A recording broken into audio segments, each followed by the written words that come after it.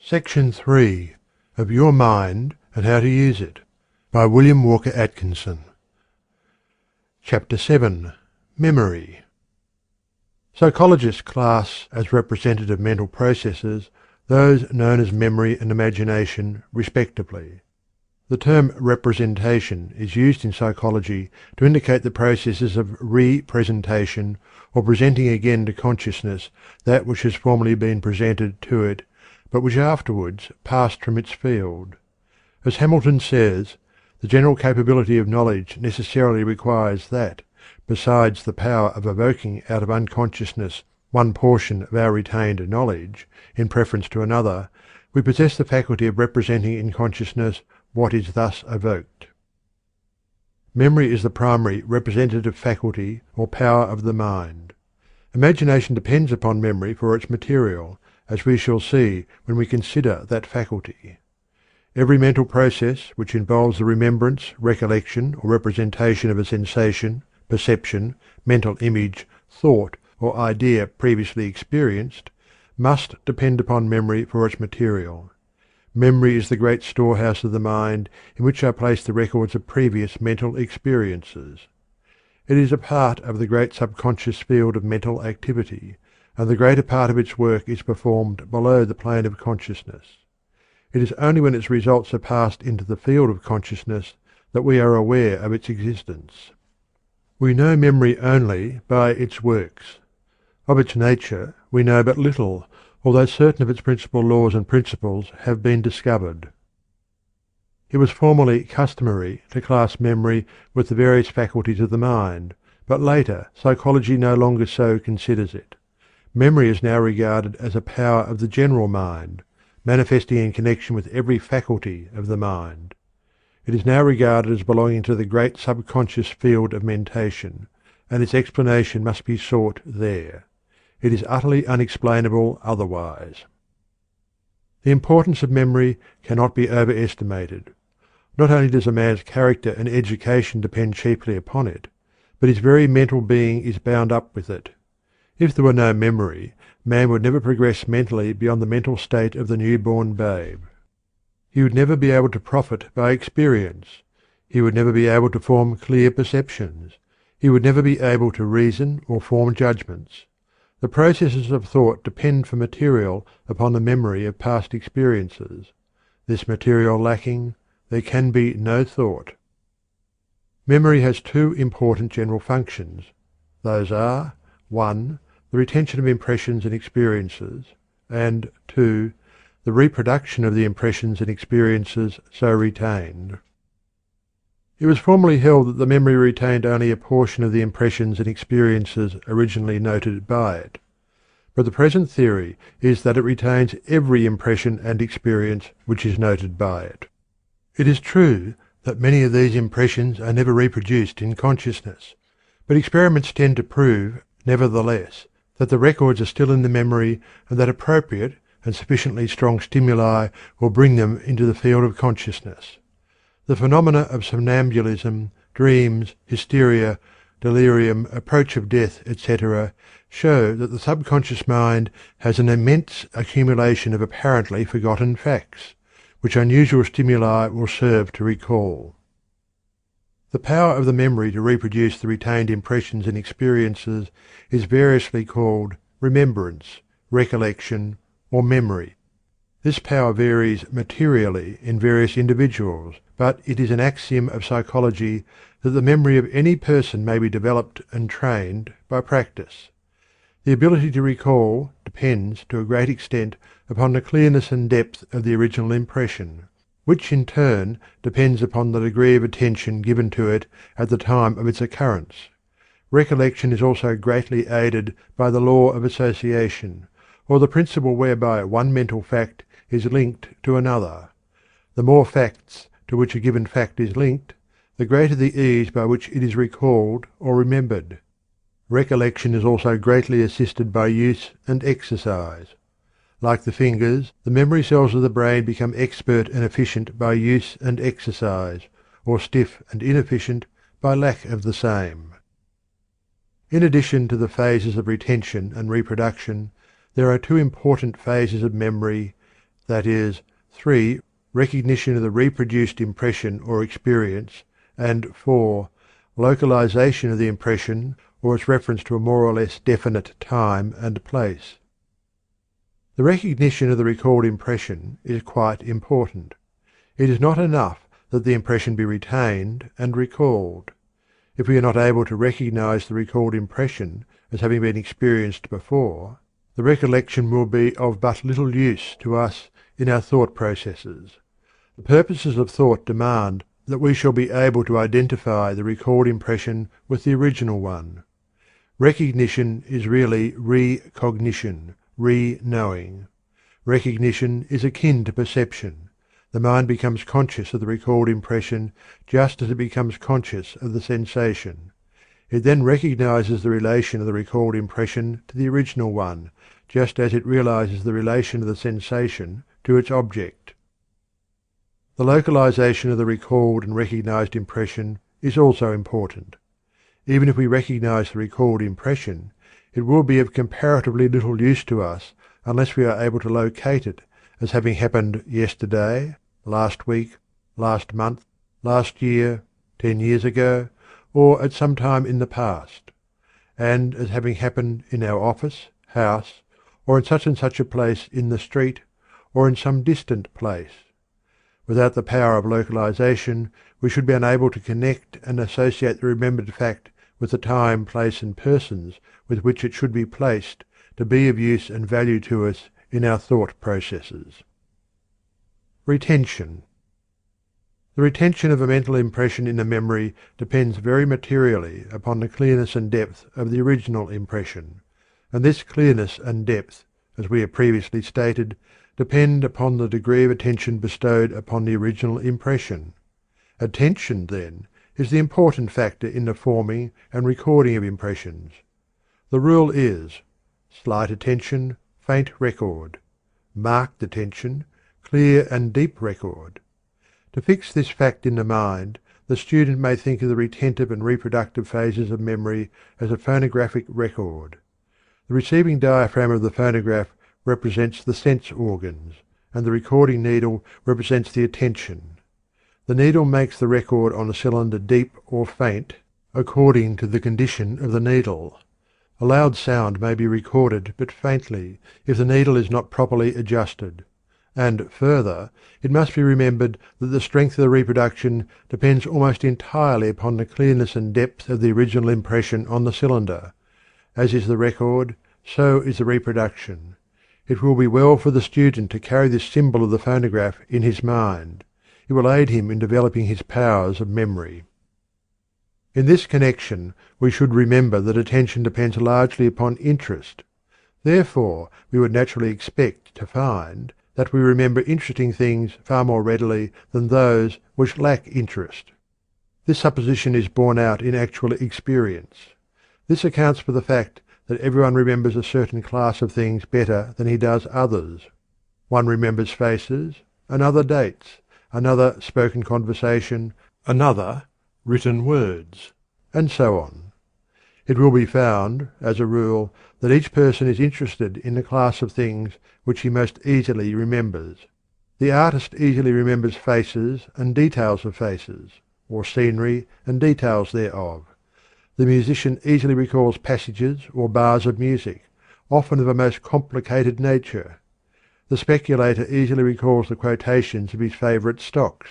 The racing man recalls without difficulty the odds posted on a certain horse on a certain day, or the details of a race which was run many years ago. The moral is: arouse and induce an interest in the things which you wish to remember. This interest may be aroused by studying the things in question, as we have suggested in a preceding chapter. Visualization in memory. Many of the best authorities hold that original impressions may be made clear and deep, and the process of reproduction accordingly rendered more efficient by the practice of visualizing the thing to be remembered. By visualizing is meant the formation of a mental image of the thing in the imagination. If you wish to remember the appearance of anything, look at it closely, with attention, and then, turning away from it, endeavor to reproduce its appearance as a mental picture in the mind. If this is done, a particularly clear impression will be made in the memory, and when you recall the thing you will find that you will also recall the clear mental image of it. Of course, the greater the number of details observed and included in the original mental image, the greater the remembered detail. Perception in memory. Not only is attention necessary in forming clear memory records, but careful perception is also important. Without clear perception there is a lack of detail in the retained record, and the element of association is lacking. It is not enough to merely remember the thing itself. We should also remember what it is and all about it. The practice of the methods of developing perception, given in a preceding lesson, will tend to develop and train the retentive, reproductive, recognitive, and locative powers of the memory. The rule is, the greater the degree of perception accorded a thing, the greater the detail of the retained impression, and the greater the ease of the recollection. Understanding and memory. Another important point in acquiring impressions in memory is this, that the better the understanding of the subject or object, the clearer the impressions regarding it, and the clearer the recollection of it. This fact is proved by experiment and experience. A subject which will be remembered only with difficulty under ordinary circumstances will be easily remembered if it is fully explained to the person and accompanied by a few familiar illustrations or examples. It is very difficult to remember a meaningless string of words, while a sentence which conveys a clear meaning may be memorized easily. If we understand what a thing is for, its uses and employment, we remember it far more easily than if we lack this understanding. Elbringhaus, who conducted a number of experiments along this line, reports that he could memorize a stanza of poetry in about 1/10 the time required to memorize the same amount of nonsense syllables. Gordy states that he once asked a capable student of the Johns Hopkins University to give him an account of the lecture to which he had just listened. "I cannot do it," replied the student. "It was not logical." The rule is, the more one knows about a certain thing, the more easily is that thing remembered. This is a point worth noting. End of chapter 7. Chapter 8. Memory continued. The subject of memory cannot be touched upon intelligently without a consideration of the law of association, one of the important psychological principles. The law of association. What is known in psychology as the law of association is based on the fact that no idea exists in the mind except in association with other ideas. This is not generally recognized, and the majority of persons will dispute the law at first thought. But the existence and appearance of ideas in the mind are governed by a mental law as invariable and constant as the physical law of gravitation. Every idea has associations with other ideas. Ideas travel in groups, and one group is associated with another group, and so on, until, in the end, every idea in one's mind is associated directly or indirectly with every other idea. Theoretically, at least, it would be possible to begin with one idea in the mind of a person, and then, gradually, unwind his entire stock of ideas like the yarn on the ball. Our thoughts proceed according to this law. We sit down in a brown study, and proceed from one subject to another, until we are unable to remember any connection between the first thought and the last. But each step of the reverie was connected with the one preceding and the one succeeding it. It is interesting to trace back these connections. Poe based one of his celebrated detective stories on this law. The reverie may be broken into by a sudden impression from outside, and we will then proceed from that impression, connecting it with something else already in our experience, and starting a new chain of sequence. Often we fail to trace the associations governing our ideas, but the chain is there nevertheless. One may think of a past scene or experience without any apparent cause. A little thought will show that something seen, or a few notes of a song floating to the ears, or the fragrance of a flower, has supplied the connecting link between the past and the present. A suggestion of mignonette will recall some past event in which the perfume played a part. Someone's handkerchief, perhaps, carried the same odour. Or an old familiar tune reminds one of someone, something, or some place in the past. A familiar feature in the countenance of a passer-by will start one thinking of someone else who had that kind of a mouth, that shaped nose, or that expression of the eye, and away he will be off in a sequence of remembered experiences. Often the starting idea, or the connecting links, may appear but dimly in consciousness, but rest assured they are always there. In fact, we frequently accept this law unconsciously and without realizing its actual existence. For instance, one makes a remark, and at once we wonder, how did he come to think of that? And if we are shrewd, we may discover what was in his mind before he spoke. There are two general classes of association of ideas in memory. Those are 1. Association of contiguity, and 2. Logical association. Association of contiguity is that form of association depending on the previous association in time or space of ideas which have been impressed on the mind. For instance, if you met Mr. and Mrs. Wetterhorn and were introduced to them one after the other, thereafter you will naturally remember Mr. W when you think of Mrs. W, and vice versa. You will naturally remember Napoleon when you think of Wellington, or Benedict Arnold when you think of Major Andre, for the same reason. You will also naturally remember B and C when you think of A. Likewise, you will think of abstract time when you think of abstract space, of thunder when you think of lightning, of colic when you recall green apples, of love-making and moonlit nights when you think of college days.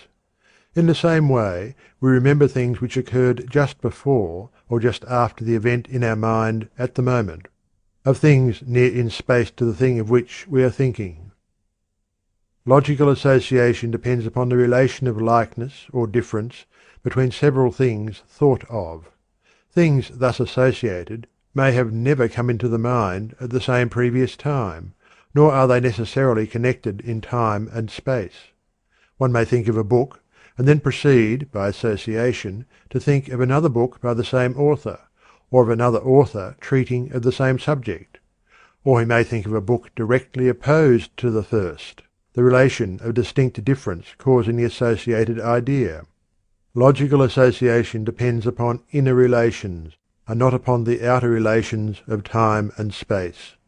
This innerness of relation between things not connected in space or time is discovered only by experience and education. The educated man realizes many points of relationship between things that are thought by the uneducated man to be totally unrelated. Wisdom and knowledge consist largely in the recognition of relations between things. Association in memory. It follows from a consideration of the law of association that when one wishes to impress a thing upon the memory he should, as an authority says, multiply associations. Entangle the fact you wish to remember in a net of as many associations as possible, especially those that are logical. Hence the advice to place your facts in groups and classes in the memory. As Blackie says, nothing helps the mind so much as order and classification. Classes are always few, individuals many. To know the class well is to know what is most essential in the character of the individual, and what burdens the memory least to retain. Repetition in memory. Another important principle of memory is that the impressions acquire depth and clearness by repetition. Repeat a line of poetry once, and you may remember it. Repeat it again, and your chances of remembering it are greatly increased. Repeat it a sufficient number of times, and you cannot escape remembering it. The illustration of the phonograph record will help you to understand the reason of this.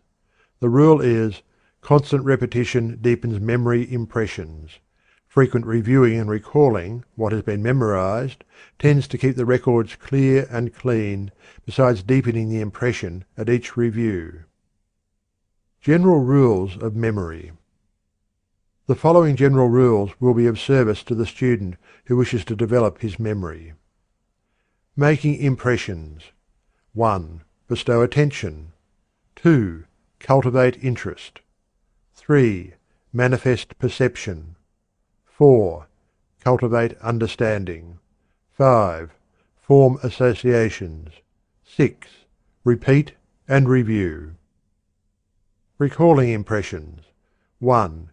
Endeavour to get hold of the loose end of association and then unwind your memory ball of yarn. 2. When you recall an impression, send it back with energy to deepen the impression and attach it to as many new associations as possible. 3. Practice a little memorizing and recalling each day, if only a line of verse. The memory improves by practice and deteriorates by neglect and disuse. 4. Demand good service of your memory, and it will learn to respond. Learn to trust it, and it will rise to the occasion. How can you expect your memory to give good service when you continually abuse it and tell everyone of the wretched memory I have? I can never remember anything. Your memory is very apt to accept your statements as truth. Our mental faculties have an annoying habit of taking us at our word in these matters. Tell your memory what you expect it to do. Then trust it, and refrain from abusing it and giving it a bad name. Final advice. Finally, remember this rule. You get out of your memory only that which you place in it. Place in it good, clear, deep impressions, and it will reproduce good, clear, strong recollections. Think of your memory as a phonographic record, and take care that you place the right kind of impressions upon it. In memory you reap that which you have sown. You must give to the memory before you can receive from it. Of one thing you may rest assured, namely, that unless you take sufficient interest in the things to be remembered, you will find that the memory does not take sufficient interest in them to remember them. Memory demands interest before it will take interest in the task. It demands attention before it will give attention. It demands understanding before it will give understanding. It demands association before it will respond to association. It demands repetition before it will repeat. The memory is a splendid instrument, but it stands on its dignity and asserts its rights. It belongs to the old dispensation. It demands compensation and believes in giving only in equal measure to what it receives. Our advice is to get acquainted with your memory and make friends with it. Treat it well, and it will serve you well, but neglect it, and it will turn its back on you. End of chapter 8. End of section 3.